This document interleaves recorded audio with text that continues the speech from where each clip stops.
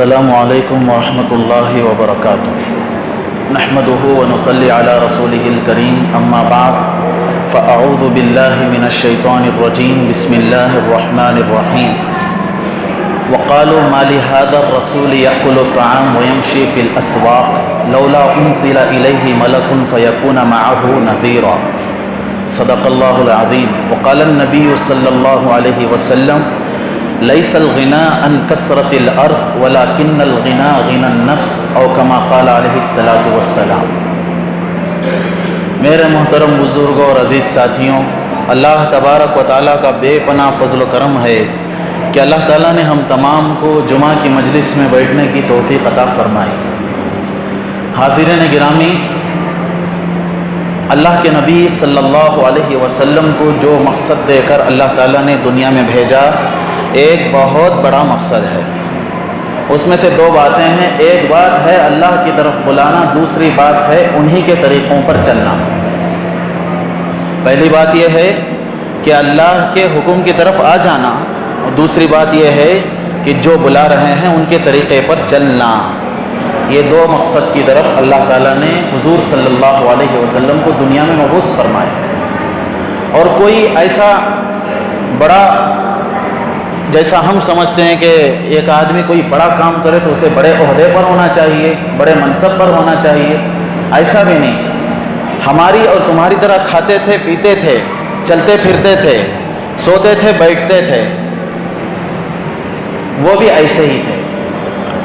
لیکن کچھ کفار و مشرکین نے اعتراض کیا اللہ کے رسول صلی اللہ علیہ وسلم کی ذات پر۔ اعتراض یہ تھا وَقَالُوا مَا لِهَذَا الرَّسُولِ يَأْكُلُ الطَّعَامَ وَيَمْشِي فِي الْأَسْوَاقِ۔ ارے یہ کیا، یہ رسول ہیں، یہ نبی ہیں، یہ کیسے مان لیں ہم؟ یہ بازاروں میں آتے جاتے ہیں، ہماری طرح کھاتے پیتے ہیں۔ لولا انزل الیہ ملک فیکون معہ نذیرا، اگر یہ نبی اور رسول ہوتے تو ان کے پاس کوئی فرشتہ آتا، اگر یہ نبی اور رسول ہوتے تو ان کے پاس کوئی ڈرانے والا آتا۔ او یلقی الیہ کنز او تکون لہ جنۃ یاکل منہا، یا تو ان کے پاس بڑے بڑے خزانے ہوتے، مالداری ہوتی، بڑی پراپرٹی ان کے پاس ہوتی تھی، یا تو جنت سے میوے اترتے تھے ان کے لیے کھانے کے لیے۔ تو ان کے پاس کوئی اسپیشلٹی نہیں ہے، خصوصیت نہیں، کیسے ہم رسول کو مان لیں؟ لیکن قربان جائیے، جب جب بھی میرے سرکار پر لوگوں نے اعتراض کیا تو اللہ نے اس کا جواب دیا، وما ارسلنا قبلک من المرسلین الا انہم لا یاکلون الطعام ویمشون فی الاسواق۔ ہاں تم جو کہہ رہے ہو صحیح کہہ رہے ہو، یہ جو میرا محبوب آیا ہے اس سے پہلے بھی کئی محبوب میرے آ چکے ہیں، یہ آخری محبوب ہے۔ اس سے پہلے بھی رسول اور نبی گزرے، وہ بھی کھانا کھاتے تھے، وہ بھی پانی پیتے تھے، وہ بھی بازاروں میں چلا پھرا کرتے تھے۔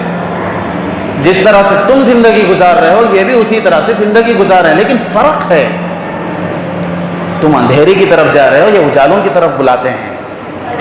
فرق ہے کہ محمد سے وفات ہونے تو ہم تیرے ہیں، کہ محمد سے وفات ہونے تو ہم تیرے ہیں۔ یہ جہاں چیز ہے کیا، یہ جہاں چیز ہے کیا، لوح و قلم تیرے ہیں۔ تو میرے بھائیوں، ایک بہت بڑے اجالے کی طرف بلایا، اور جب جب بھی کوئی ایک نیا کام شروع ہوتا ہے، کوئی ایک عالم جب کتاب لکھتا ہے، جب کوئی ایک داعی اللہ کی طرف بلاتا ہے تو اس پر اعتراض ضرور ہوا ہے اور ہوتا رہے گا۔ آپ کوئی اچھا کام کریں، آپ کسی کو ایک دین کی دعوت دیں اور لوگ کہیں گے یہ کیا عمل کرتا ہے، یہ خود نماز نہیں پڑھتا، دوسروں کو نماز کو بلاتا ہے۔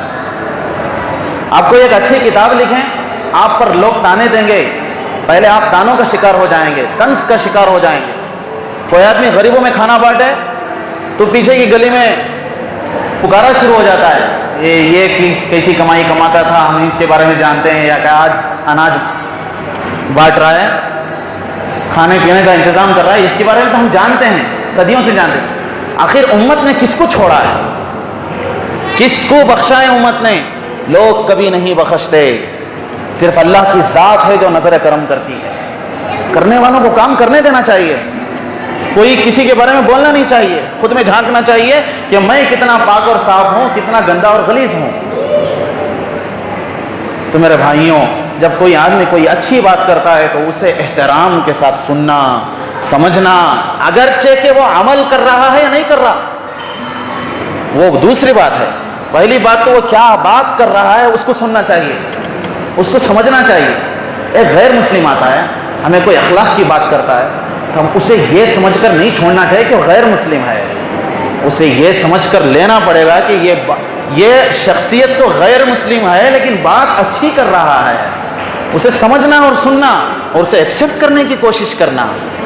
تو ہمارا اور تمہارا تبادلہ، ہم سب کا تبادلہ اسی میں پھنسا ہوا ہے کہ ہم لوگ ایک دوسرے میں وزن تول میں، ناپ تول میں کمی پیشی کرنے کی کوشش کرتے رہتے ہیں۔ اللہ ہماری سب کی حفاظت فرمائے، ہمارے دلوں سے زنگ کو دور فرمائے۔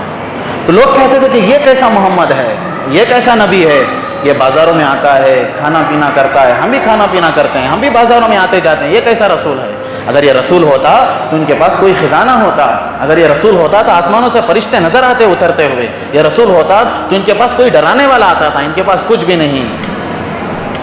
قربان جائیے میں آپ کو بتا دوں، حضرت آدم علیہ السلام جب دنیا میں آئے تو 40 سال روتے رہے۔ کتنے سال؟ 40 سال روتے رہے، اے اللہ میں نے گندم کھا لی، غلطی ہو گئی، اے اللہ معاف فرما۔ 40 سال تک روتے رہے۔ اس کے بعد جب سر اٹھا کر آسمان پر دیکھا، لکھا موجود پایا لا الہ الا اللہ کے ساتھ محمد صلی اللہ علیہ وسلم، محمد الرسول اللہ۔ اب تفتیش ہوئی، اب حیرانی ہو گئی، اب یہ اللہ کے ساتھ کس کا نام جڑ گیا؟ جب اللہ کے بعد کسی کا نام جڑ گیا تو اسی کا درجہ ہے۔ یا اللہ میری توبہ تو اب تک قبول نہیں ہوئی، یہ تیرے نام کے ساتھ جس کا نام جڑا ہوا ہے اس کے صدقے طفیل میں میری توبہ کو قبول فرما، میری دعا کو قبول فرما۔ ایک اور آپ کو میں واقعہ سناتا ہوں۔ حضرت محمد صلی اللہ علیہ وسلم آپ کے والدہ حضرت آمینہ رضی اللہ تعالی عنہا کے گود میں آرام فرما رہے تھے۔ کوئی کسی کے بچے کو کھلونے دلا رہا تھا، کوئی کسی کے بچے کو مٹھائیاں کھلا رہا تھا، کوئی کسی کے بچوں کو کپڑے دلا رہا تھا۔ حضرت آمینہ رضی اللہ تعالی عنہا نے سوچا کہ آج حضرت عبداللہ زندہ ہوتے۔ کون ہے عبداللہ؟ حضرت محمد صلی اللہ علیہ وسلم کے والد محترم۔ آج اگر حضرت عبداللہ زندہ ہوتے تو میرے بچے کو کھلونے، مٹھائیاں، کپڑے ضرور دلاتے۔ تو یہ حضرت آمینہ کے بس دل میں خیال آیا، آسمان سے آواز آئی، اگر میرا محبوب چاہتا ہے تو آسمان سے ہی اس کے لیے جنت کے کپڑے اتریں گے، اگر میرا محبوب چاہتا ہے تو جنت کی مٹھائیاں اس کے لیے اتریں گے، اگر میرا محبوب چاہتا ہے تو جنت سے اس کے لیے کھلونے اتریں گے۔ یہ درجہ اور مقام ہے، اللہ نے میرے محبوب کو اوج کمال کو پہنچایا۔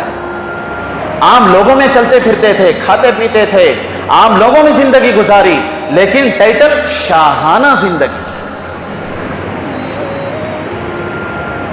میرے حکم کو مانو اور میرا محبوب جس طریقے سے زندگی گزار دیا ہے اگر اس کے اوپر چلو گے تو میرا وعدہ ہے، اللہ فرماتا ہے میرا وعدہ ہے میں تمہیں جنت میں داخل کر دوں گا۔ اگر اسے چھوڑ کر تم کسی اور کے پیچھے جاؤ گے، ہرگز یہ وعدے نہیں ہیں۔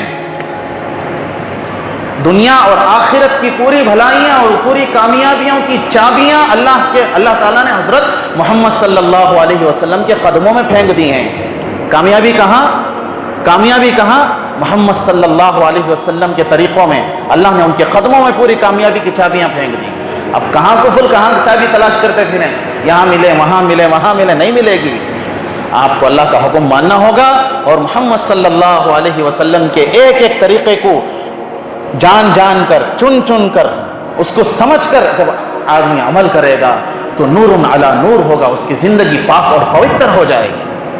اللہ ہم سب کو عمل کی توفیق عطا فرمائے، محمد صلی اللہ علیہ وسلم کے بتائے ہوئے راستے پر چلنے کی توفیق عطا فرمائے، اور ایک دوسرے پہ تانا تشنی کرنے سے، طنز کرنے سے، تانے دینے سے، حسد کرنے سے، دیکھیے بھائی کوئی بھی کام کرو اللہ کو راضی کرنے کے لیے کرو، اللہ کو راضی کرنے کے لیے کرو، چھوٹا کام ہو اللہ کو راضی کرنے کے لیے۔ آپ بڑے پہاڑ صدقہ کریں یہ اچھی بات ہے، آپ 1 روپیہ بھی صدقہ کریں اللہ کو راضی کرنے کے لیے کریں گے نا۔ بڑے پہاڑ جو ریاکاری کے لیے کیے گئے ہیں، بڑے پہاڑ اور بڑے پیسے جو لوگوں کو دکھانے کے لیے صدقہ کیے، یہ 1 روپیہ ان پر بھاری ہے، یہ 1 روپیہ ان پر بھاری ہے۔ حضرت محمد صلی اللہ علیہ